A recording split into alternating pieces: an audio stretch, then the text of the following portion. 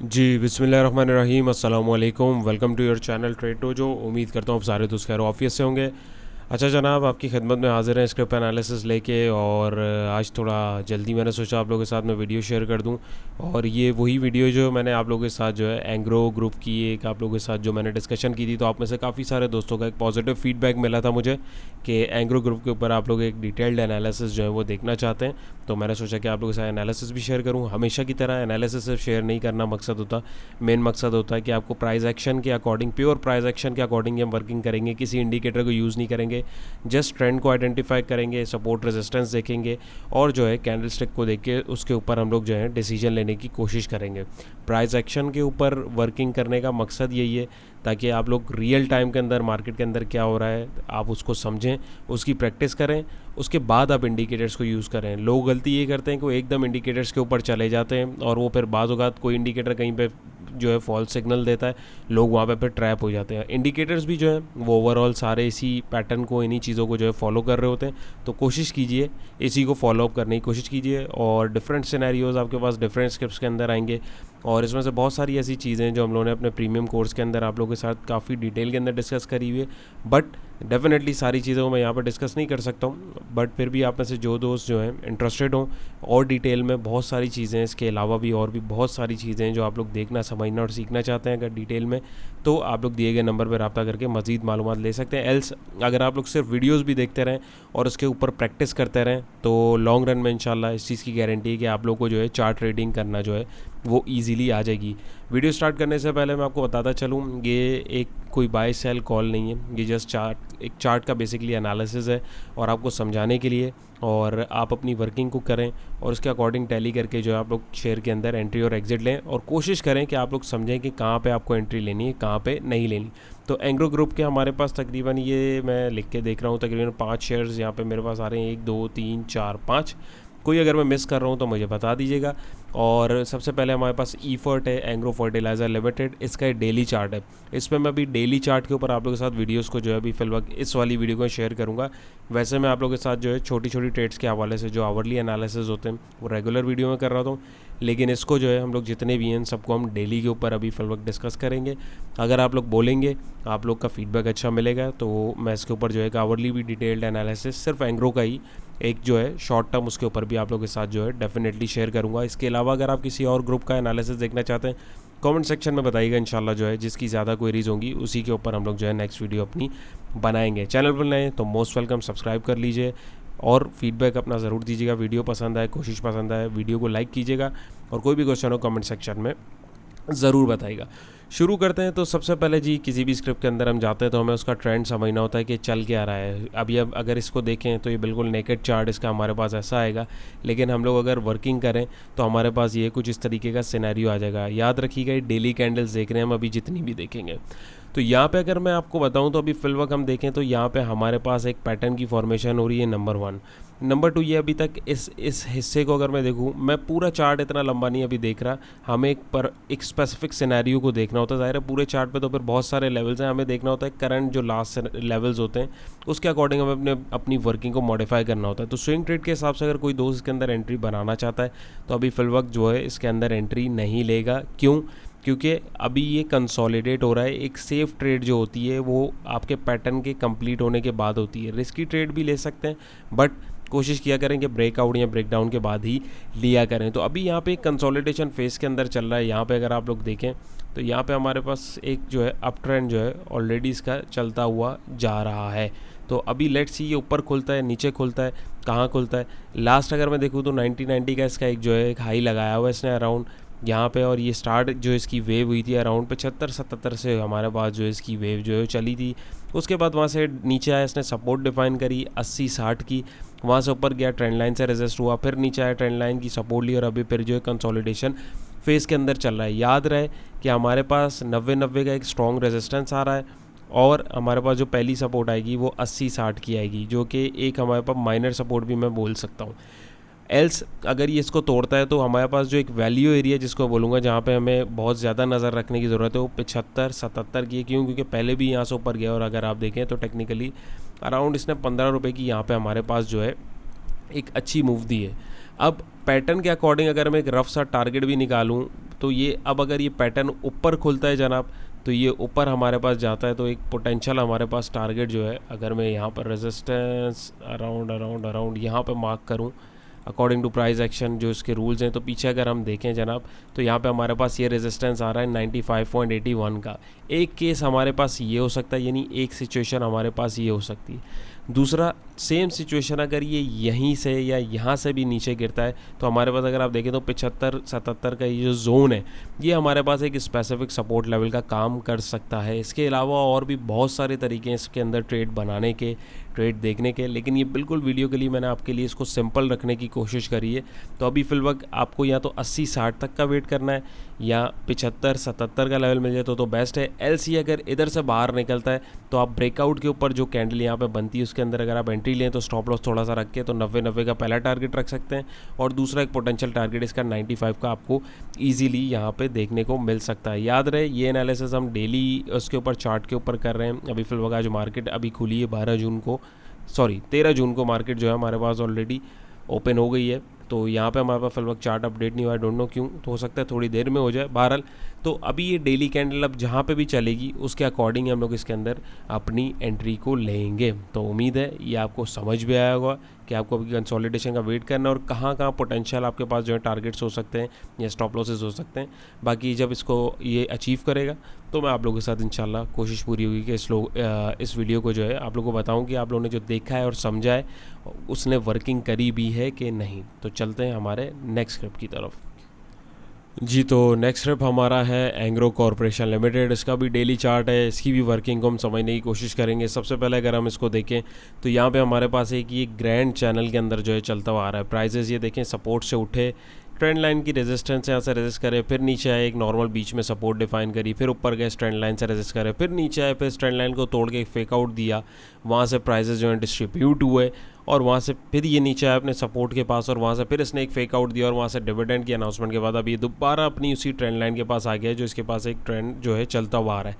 तो number 1 thing ये कि ये अभी एक अप ट्रेंड में चल रहा है। नंबर 2 ये कि अभी आपको क्या करना चाहिए, किसी ने अगर एंट्री लेनी है या ली हुई है। तो ये सिनेरियो तो हमने यहाँ तक समझ लिया। अब मैं इसको थोड़ा सा जूम इन करता हूँ ताकि आपको मैं इसको समझा पाऊँ। होपफुली आपको अभी जो है इसका चार्ट क्लियर दिख रहा होगा। तो भाई अभी यहाँ पे इसके पास जो 261.52 का जो लेवल है ये बहुत ज़बरदस्त लेवल था। यहाँ पे अगर किसी ने बाइंग की हुई है तो आपको अभी फिलहाल इसके अंदर बैठना चाहिए और तकरीबन 260 या 255 के आसपास का स्टॉप लॉस यानी 4-5 रुपये का स्टॉप लॉस आप इसके अंदर रख सकते हैं। नंबर 2 ये कि ये जो गैप इधर एक डिविडेंड की वजह से आपके पास जनरेट हुआ है तो इस गैप को भी फिल करने के लिए जो ऊपर की तरफ जा सकता है। तो यहाँ पे हम सिनेरियो देखें, यहाँ पे ये जो है कंसोलिडेशन यानी एक डिस्ट्रीब्यूशन हुई थी, उसके बाद ये नीचे गया, इसने फिर उस डिस्ट्रीब्यूशन फेज वाले हिस्से को जो है एक ब्रेकआउट देने की कोशिश करी और उसके बाद ही यहाँ पे हमारे पास जो है डिविडेंड की अनाउंसमेंट हुई।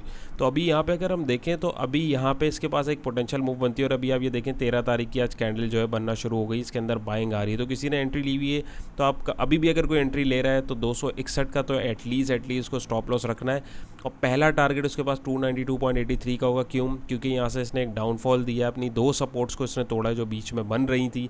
एक ये रेजिस्टेंस जो था इसका पहले यहाँ पे जब था तो ज़ाहिर रेजिस्टेंस तोड़ा तो एज अ सपोर्ट बन गया। उसके बाद जो ये ऑलरेडी नीचे एक सपोर्ट आ रही थी, दोनों को तोड़ के एकदम नीचे जाके इसने एक नई सपोर्ट डिफाइन करी 261.52 के ऊपर। तो अब ये कम से कम 292.83 को जो है रीटेस्ट करने के लिए जा सकता है और ज़्यादा से ज़्यादा 304.47 पे भी जा सकता है। लेकिन हो सकता है कि 2-3 दिन में ये धड़ाम मूव दे दे, एक धड़ ऊपर की तरफ। हो सकता है थोड़ा सा जिस तरह भी देखें कितनी चौपी साइडवेज में चल रहा है, ये हो भी सकता है कि कंसोलिडेशन हो रही हो, बायर्स इसके अंदर ऐड हो रहे हो और एकदम इसके अंदर हमें जो है स्पार्क देखने को मिल सकता है। तो बहुत सारे लोग जो है फिर जब ऊपर चला जाता है तब एंट्री लेते हैं, यहाँ पे नहीं ली किसी ने, यहाँ नहीं ली, यहाँ पे ली, तो वो डिविडेंड की अनाउंसमेंट वगैरह जिनको नहीं पता थी वो बेचारे ट्रैप हो गए होंगे। तो भाई कोई आप में से अगर एंट्री किसी ने ले लिए तो ये स्टॉप लॉसेस हैं, ये पोटेंशियल टारगेट है, आप यहाँ पे भी निकल सकते हैं। लेकिन जस्ट इन केस देखिए यहाँ से नीचे तो आ गया है, अव्वल तो आपको देख के एंट्री लेनी चाहिए थी, बट फिर भी अगर अनफॉर्चुनेटली एंट्री बना ली हुई है तो कम से कम अब इधर इसे स्टॉप लॉस को हिट होने दें। और वैल्यू एरिया इसके पास जो नीचे आ रहा है वो 227.50 का आ रहा है, जहाँ से ये हमारी एक लंबी वेव जो है चली है। तो उम्मीद है कि एक दफ़ा इसको और रिटेस्ट करेगा गैप को फिल करेगा, उसके बाद ये यहाँ से नीचे भी आ सकता है। जब आएगा तब की तब देखेंगे, थोड़ा समय टाइम लगेगा, बट फॉर नाउ यहाँ पे अगर हम देखें तो एक सिंपल सा इसका जो एनालिसिस है हमारे सामने मौजूद है। तो किसी ने अगर इसके अंदर पोजीशन बना ली तो यहाँ पे इसको देख भी सकता है। उम्मीद है ये आपको क्लियर हुआ होगा। कोशिश पसंद आ रही है तो वीडियो को लाइक करके, थम्स अप करके और कमेंट सेक्शन में अपनी राय देके ज़रूर बताइएगा। इससे हौसला अफजाई होती है और मज़ीद अच्छा कंटेंट और ज़्यादा कंटेंट बनाने की जो है कोशिश करने का फिर मज़ा भी आता है और दिल भी करता है। तो डिपेंड करता है आपके फीडबैक के ऊपर। चलते हैं एंग्रो के नेक्स्ट स्क्रिप्ट की तरफ। जी, तो नेक्स्ट स्टेप हमारा है EPCL Engro polymer and chemical limited. इसका भी डेली चार्ट है। सेम अगर आप देखें तो देखें कोई भी ग्रुप के जो शेयर्स होते हैं ना, वो तकरीबन एक के पीछे एक दम उसकी जो है वो चल रही होती है। तो इसमें भी आप देखें तो फॉर्मेशन कुछ जो है वैसी ही चल रही है, लेकिन यहाँ पर सिनेरियो थोड़ा सा जो है स्लाइटली चेंज हुआ है। वो कैसे कि इसमें भी एक हमारे पास एक ग्रैंड जो है पैरेलल चैनल की फॉर्मेशन और ये प्राइजेस ऊपर जा रहे थे, नंबर 1। नंबर 2, ये प्राइजेस आप देखें जैसे ही यहाँ से उठे रेजिस्ट हुए, फिर नीचे आए, फिर रेजिस्ट हुए, फिर नीचे आए, फिर ट्रेंड लाइन से ही रेजिस्ट हुए, फिर नीचे आए, फिर यहाँ से रेजिस्ट हुए।